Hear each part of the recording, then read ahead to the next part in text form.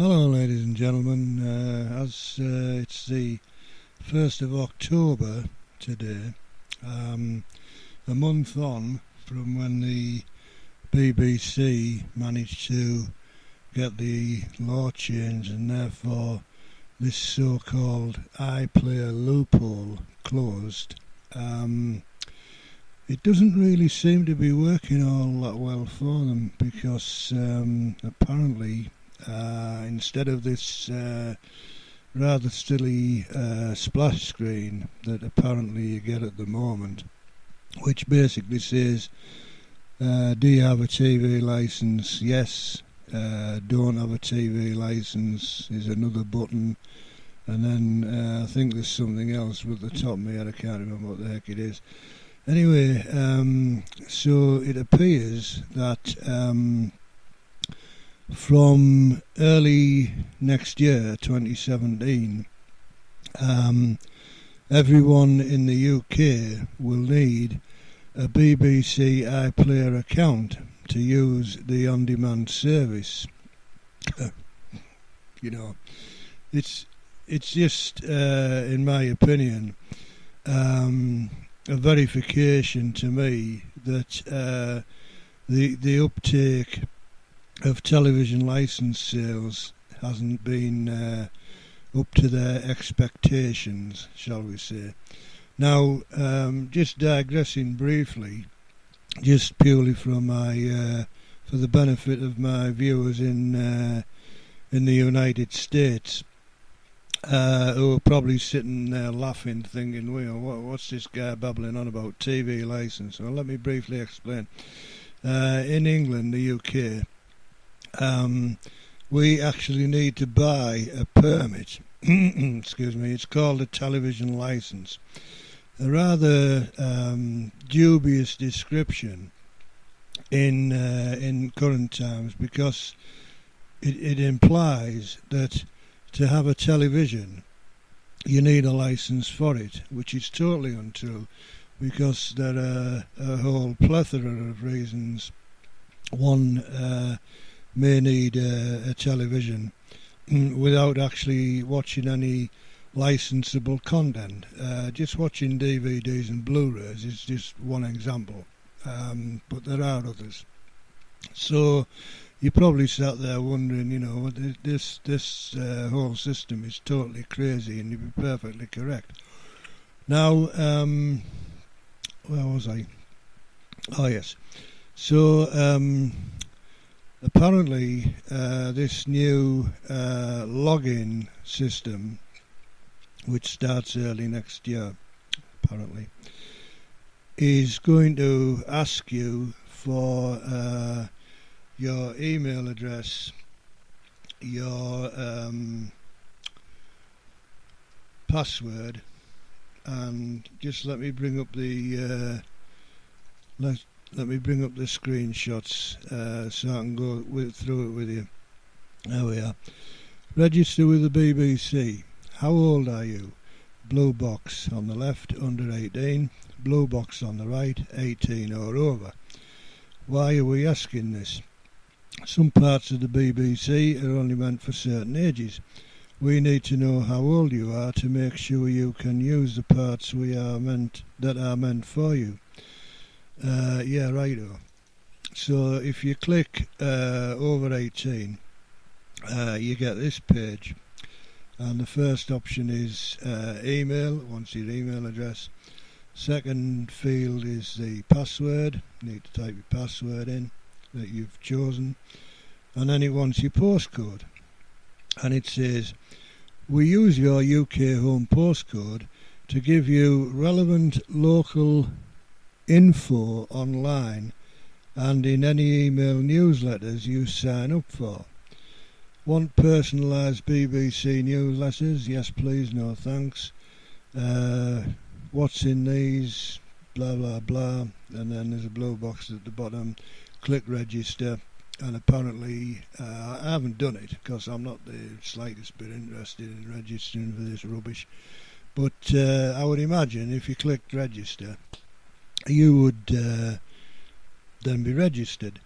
I assume I don't know, but I assume there would be some sort of verification process, because anybody could just type in any old bloody daft email, me at my.com or something like that. You're never going to get the email response. So I would imagine to circumnavigate that, there would be an email sent out to the email address provided, and then with a link in it, and it would say click this link to confirm the process or something like that. But knowing the BBC, they probably haven't thought that far ahead, and you'd probably just be able to register with any old rubbish. Anyway, so interestingly, that brings me on to the point that I was watching a video on YouTube last week, and it was some guy in America, don't know where, and he was going to all this faff and buggering about setting up a VPN on his smartphone, and on his computer, and he was going through the process of doing that, and he had this screen up on BBC iPlayer of Goodnight Sweetheart or some shite, and that's a programme, by the way, in case you were wondering. So he was going through this process, and through the process up popped this box, do you have a license, yes or no, that sort of thing. And the guy clicked yes, obviously, even though being in the USA, obviously he won't have a TV license, because I don't think you can buy a BBC TV license in America. Well, not for the UK content anyway. And then, off it went, and he started streaming this Goodnight Sweetheart programme.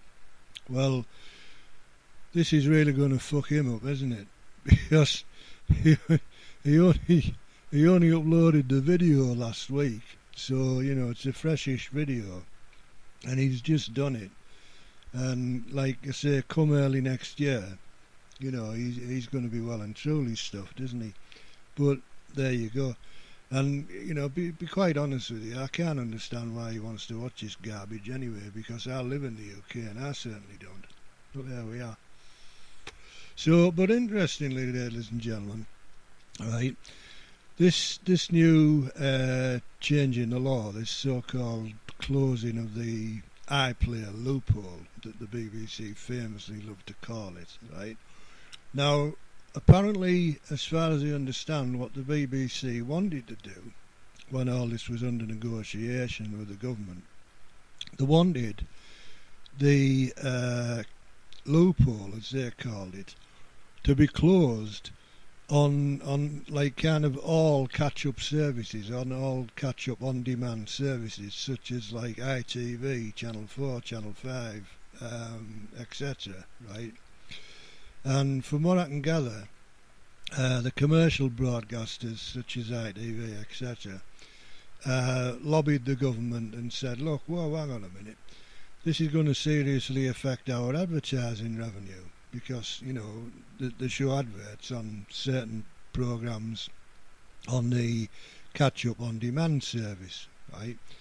Anyway, apparently they were successful in lobbying the government, and the government said, well, okay, we'll allow people to watch catch-up on ITV, Channel 4, Demand 5, but not on BBC iPlayer, right?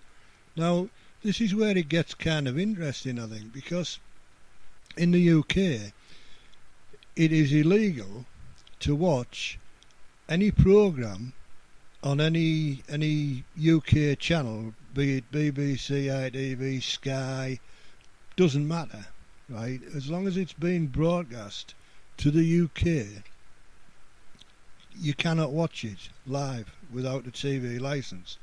Now, I found that situation ludicrous, because, why should the BBC, who are the main benefactor of the TV licence fee, be funded on the back of ITV, Channel 4, Channel 5, Sky, all the Sky channels, you know. Why should that be? And then we have this other strange situation now, whereby people like myself, and I do it, I watch ITV catch up, you know, I like to watch the ITV evening news on catch up, the Tonight programme, they have some good stuff on, Pest on Sunday, what's the other one? I can't remember, but anyway, there's some decent stuff, right? And you know, I deleted BBC iPlayer long before this change in the law came in on September 1st. I deleted it back in July, right? Because I found that I wasn't really watching it. You know, there's nothing on there that floats my boat. You know, there's just nothing for me, right? And, you know, maybe if they started showing some decent stuff that I was bloody interested in, I might be tempted to fund them. But as it currently stands, no go. So it's very strange, ladies and gentlemen, that people in the UK can't watch TV as it's broadcast without this television licence, a permit in effect, to watch TV.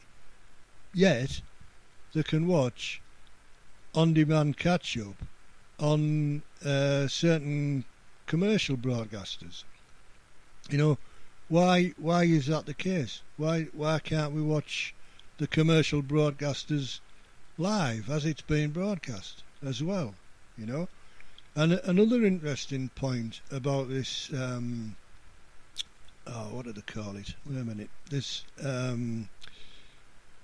change to this login thing for BBC iPlayer, well, where you're actually going to have to create an account and log in, right? That for me takes the BBC a little step closer to where they don't want to be, because it seems to me that the BBC are fighting you know, people like me who are calling for them to go subscription totally, right? You know, like Sky TV over here, where you subscribe and they send you a viewing card and you put it in the bloody slot, and it decrypts all the channels for you. Bit like I don't know, what's the equivalent of the States, Direct TV or something like that, I guess, on satellite.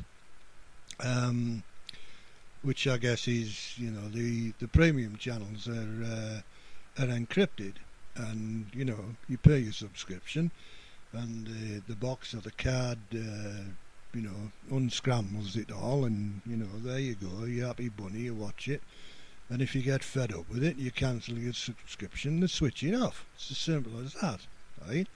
I mean, somebody who lives in the United States, right, if you're watching this, can you tell me whether you get people coming round knocking at your door, asking whether you've you know, got a permit to watch TV? I don't think you do, right?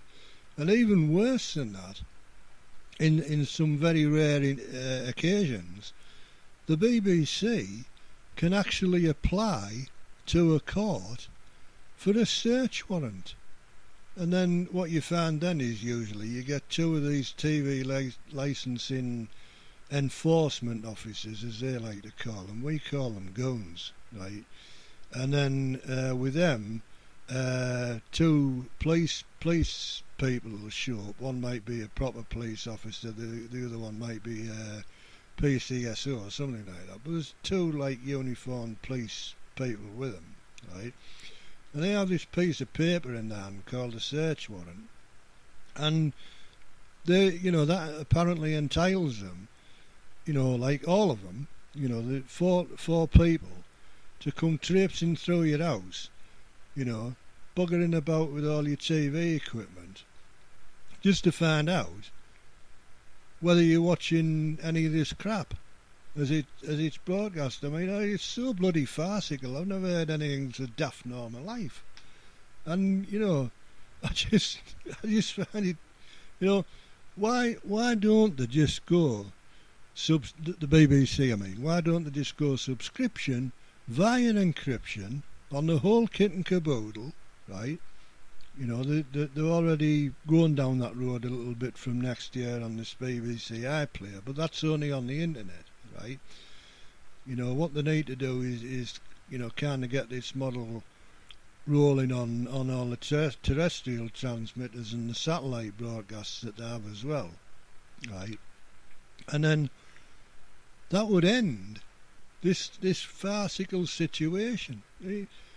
Can you, you know, it must be really difficult for people in America to fathom what I'm talking about. You know, four guys, two TV licensing guns and two policemen standing at someone's door with a search warrant to come into their property and traipse around and rummage about. You know, for Christ's sake, this is 2016, you know. This is like something out of, I don't know, a bygone era, you know. I mean, I can understand, you know, the police getting a search warrant if they're looking for drugs or firearms or something like that, right? But all we're talking about here is watching a bloody TV set. It's totally farcical. It's got to change, ladies and gentlemen. It's just absolutely got to change. And I hope I see it change in my lifetime, because it really does get my goat. I'm really so... well, I won't say it, but I guess you know what I mean. Anyway, I think I've just about covered everything in this one, ladies and gentlemen. So, as always, thank you very much for watching. Take care, and catch you next time. Bye.